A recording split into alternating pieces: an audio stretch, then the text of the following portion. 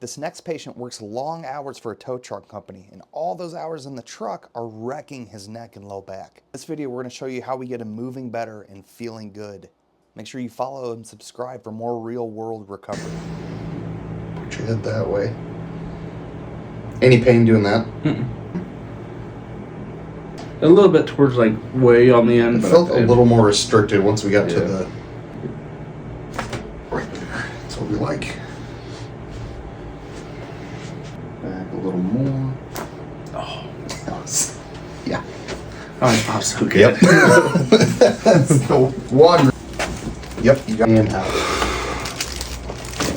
There it was. Oh, that was nice. That was that. There we go.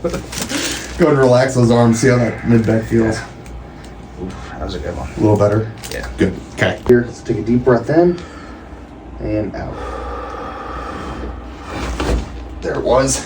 Let's go on the other side. There it was. Awesome. Does that feel looser? Yeah. That low back? Good. Yeah.